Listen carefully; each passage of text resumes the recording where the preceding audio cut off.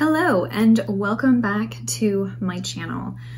So today we're just going to be talking about where I am in my goals, in some of the goals that I've shifted around a little bit, and what that looks like towards my last novella going live in September and my releases in the future.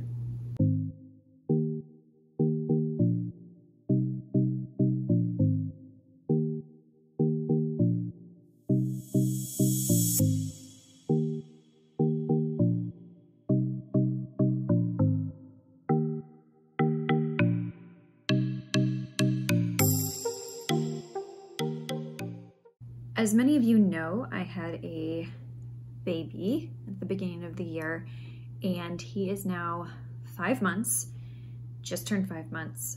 So it's been a roller coaster ride with him, learning his schedules, his little personality, just being front and center and focused on him. So that's taken a lot of mine and my husband's time. And as I've stated in previous videos, I am not going to publish next year. I am going to focus on writing an entire series, plus another book to send to an agent. I'm going to submit to agents for next year. I have my Victoria Bolt avenue that I'm going for self-publishing, and then I really do want to try and become trad published. So I am busy working on what that looks like right now, from now until the end of the year. I have one more novella to release in September. I was hoping to do it in August, but it's just not going to happen. I send that one to my editor Monday. Hopefully by the end of the week she can get it back to me on the 2 passes, and I can get together with my promo company and we can do the cover reveal and pick a release date, and then get it out there. And then I am basically free, which means that I can then work on the Claimer project. Now, why am I not publishing in 2022? I need to regroup. I need to collect my thoughts. I'm doing a lot of relearning and digging deeper into craft and prose and world building, and really trying to finesse my craft. Writing isn't something that I'm just satisfied with being good at anymore. It's something that I want to be great at. And I know that we can always learn more, that we're never going to be perfect. However, it's been 6 years now of professionally writing and releasing self-published books, working with professional editors, working with beta readers, sending my work to authors who are friends of mine and getting their feedback. I feel like I've kind of been cutting myself short, where I don't take all of the time I need to focus and really iron things out.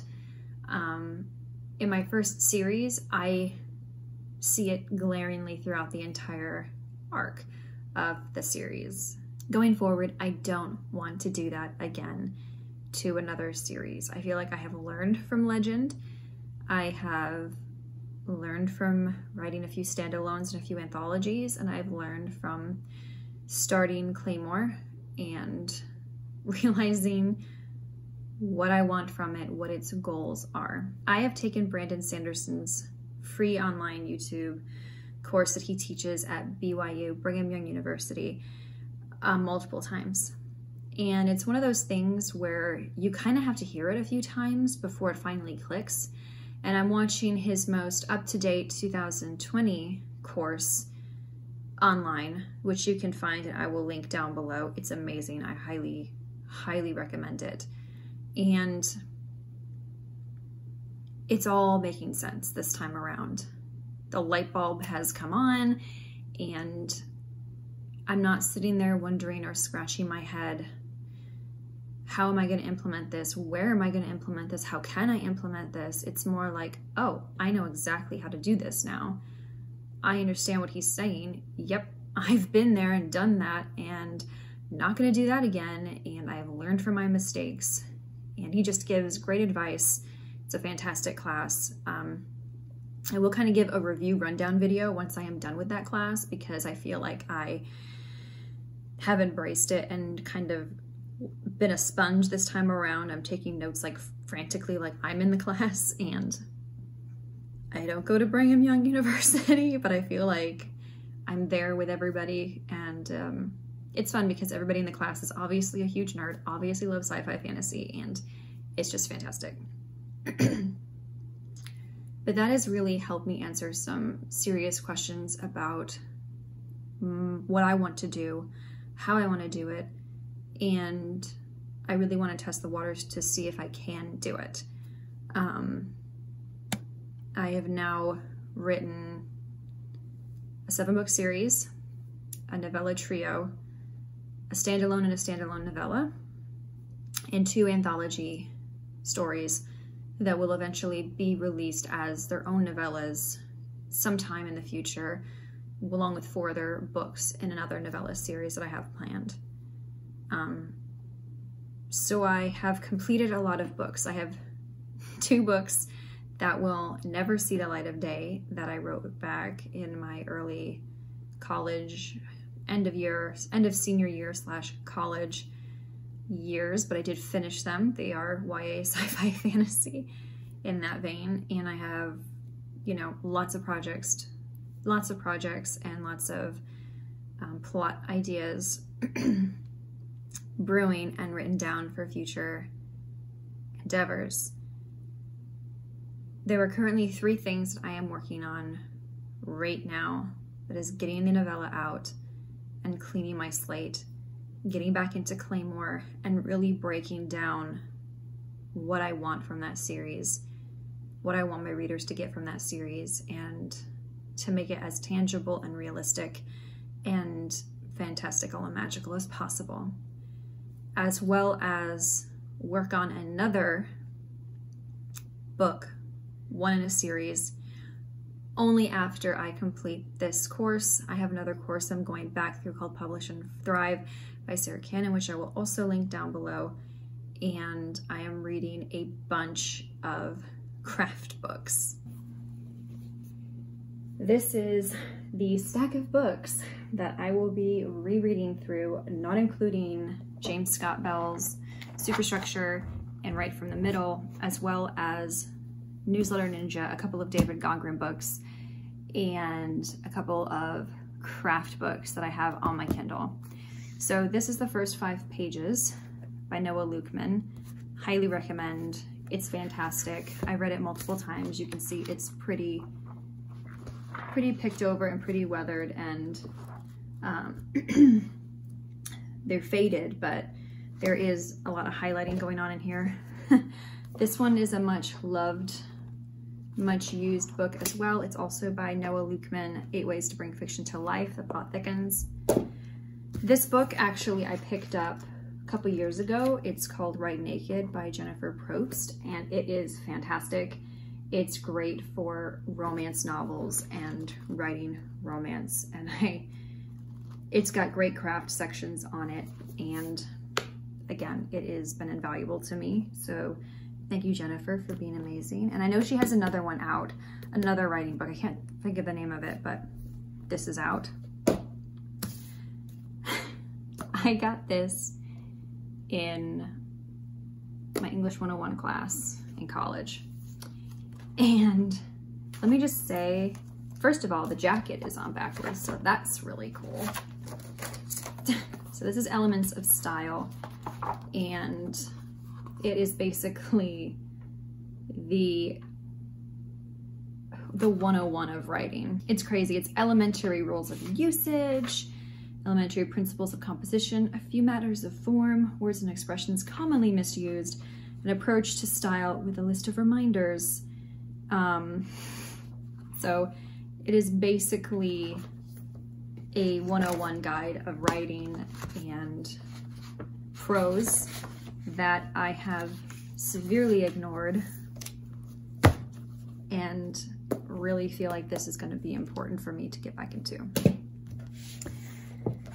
This next one is called The Emotion Thesaurus, and is one of the best investments I have made. I also purchased the an old wound thesaurus that's on my Kindle, and I've also purchased the villain. There's another one that I have purchased as well. So I bought this. It's called the Write Great Fiction series course. It was like $75 bundle. I have the workbook down there. It came with a bunch of downloads and PowerPoint presentations and actual like webinars. There's Plot and Structure by James Scott Bell. So something you should know is these were the first craft books I ever bought. Okay. And luckily for me, James Scott Bell wrote the Plot and Structure book. Then they have Character, Viewpoint, and Emotion by Nancy Kress. Description and Setting by Ron Roselli, or Rosel, I think it's Roselli. Dialogue by Gloria Kempton. And then Revision and Self-Editing by James Scott Bell. So I highly recommend this course. I got it from Writer's Market when I purchased my first Writer's Market book that had all the lists of agents and stuff, which I have to buy again gonna buy again in 2022.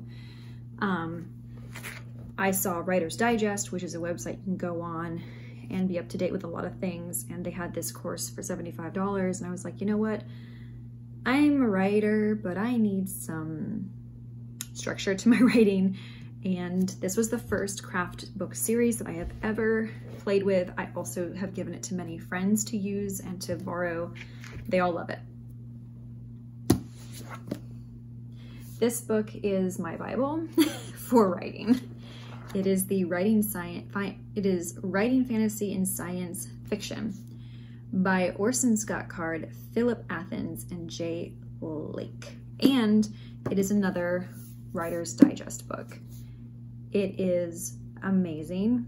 Inside, I'll just read the back cover. It says, how to build, populate, and dramatize fantastic new worlds, how to build, populate, and dramatize fantastic new worlds, how to develop dynamic and meaningful themes, exciting subgenres such as steampunk, as well as new developments in the sci-fi and fantasy genres, how to imbue your tales with historical accurate information about world creatures, legends, folklore, and religions, detailed descriptions of magic rituals, fantastic weapons of war, clothing and armor, and other worldly beasts such as orcs, giants, elves, and more, how societies, villages, and castles are constructed and operate on a day-to-day basis, the astounding methods of interstellar travel, the rule of starlight, and the realities and myths of scientific exploration, how to generate new ideas and graft them to the most popular themes and plot devices in sci-fi and fantasy writing. One of the most fun chapters I found was the anatomy of a castle. Like, it tells you basically how they were built, what the pieces of the castle are called, and then the castle terminology. They do the same with weapons, with armor, and with clothing. Then they kind of tell you the idea of like a castle life, like what people did in a castle terms, the siege, like what happens during a siege and what goes down during a siege, terms for the siege. It's incredible. They've literally thought of everything. And they did the same with arms, armor, and armories, and also dress and costume, and creatures of myth and legend, which is just an alphabetical listing of creatures starting with a banshee. It's like insane. And then of course, fantasy races. So highly recommend. These are all the books that I plan on going back through just to refresh my memory. So I'm currently, like I said, doing Brandon Sanderson's course, and once I am done with that, I will be doing a review of that course because it is fantastic. And I'll bring some highlights that I learned, that kind of like light bulb moment went off in my head this time around listening to him talk and explain things. And I think that just happens with time and getting more acquainted with your process, your style of writing and learning. I think sometimes when you hear something said, it won't click until it's supposed to. And that's really how I feel this class has been. And yeah, and the other thing that I'm doing besides just being a new mom and trying to read as many audiobooks as possible, is reading in my genre. Like I said, I am starting with Elantris. I haven't really gotten much past chapter 4 since I started because we've had a run-in with teething and sleep regression, and so I'm hopefully going to get back into this in a minute. We're going on a little vacation here shortly, so hopefully I can bring this book with me, finish it, give you a review of what I think of it and what I learned from it about world building and magic systems and Brandon's writing. And then we will probably move on to another book or a book series. So that is currently what I am working on.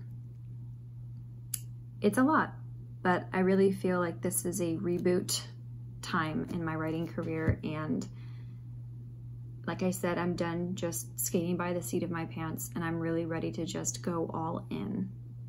And I'm not satisfied with just being good anymore. I want to be great. I want to be an epic fantasy writer, fantasy and science fiction writer. That's where my heart lies. Still love paranormal because Claymore is going to be a paranormal, but is going to be more shifted towards a contemporary fantasy. And I can't wait to go back in and reread it and take some notes and see if there's any places I can add or tighten it up even better, and then go back through and finish the next 2 books, plot the 4th, finish it, and then move on to the Black Donnelly duet, as well as the Petrova trilogy. So it all interconnects. It's a lot of work, but it's worth it. So for me, you guys, one love.